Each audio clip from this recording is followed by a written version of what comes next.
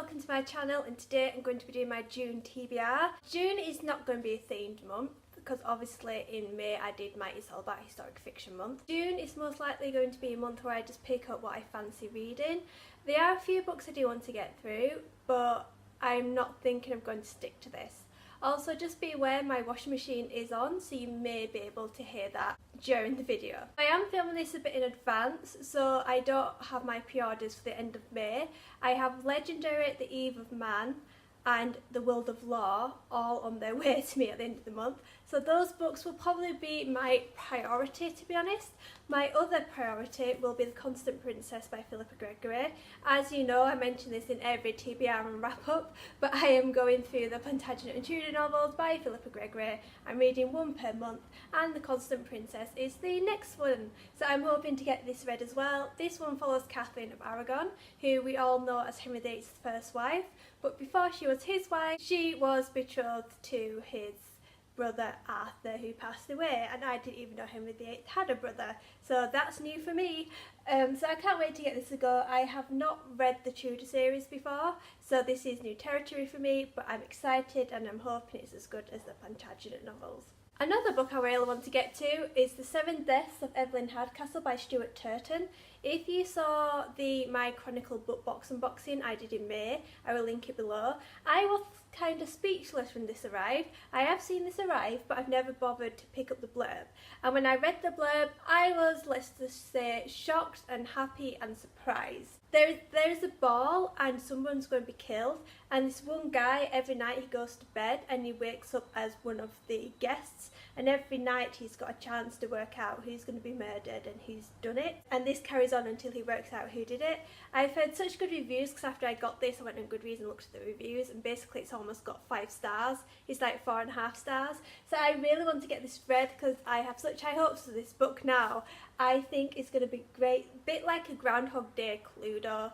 That's what I'm expecting from this book. Also, I do want to get through a few Fairy Loot books because I'm running behind, and May was my last Fairy Loot box. The unboxing will be uploaded when I do come back from holiday, so that'll be about mid-June. So I do have my April and March books, and that's State of Sorrow by Melinda Salisbury. I want to get this read. What I know about this book is very little. I think it's just a kingdom that's in grief because their heir has died, so the daughter is having to take over.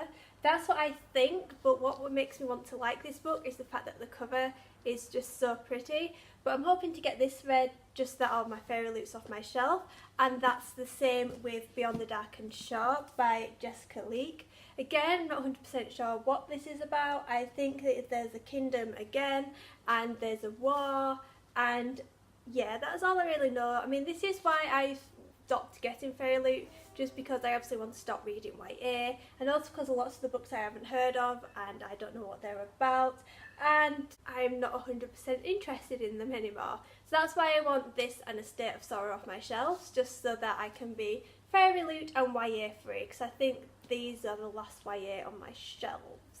That is, apart from Reflection by Elizabeth Lim. So I've got this because I'm a huge fan of the A Twisted Tale series that Disney's doing.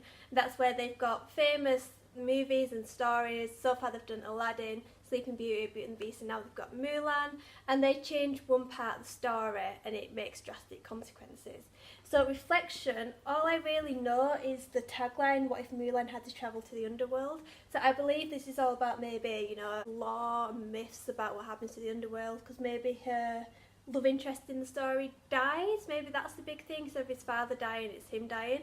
So this is really interesting, but this is a series that I'm definitely going to stick with because I do love these. I love the covers, I love the concept of changing one thing in such a major story, and I'm definitely going to stick with these even though I am going off YA, because there are certain stories that I do want to stick with. I want to know how it ends and stuff like that. So that's my June TBR. Like I said, I may not stick to this due to my pre-orders, and then I've got my other book boxes. I don't know what's going to come in those, but I will try to. I mean, I did really good last month with my historic fiction, which you will see in my wrap up that'll be at the end of the month. That's it for this TBR. What are you planning to read in June, which is the first official month of summer? Hopefully we can start getting some great weather in the UK. If you do want to catch up, I'm active on Twitter, Instagram, Snapchat and Goodreads, all linked below, and I will see you later with a new video. Bye!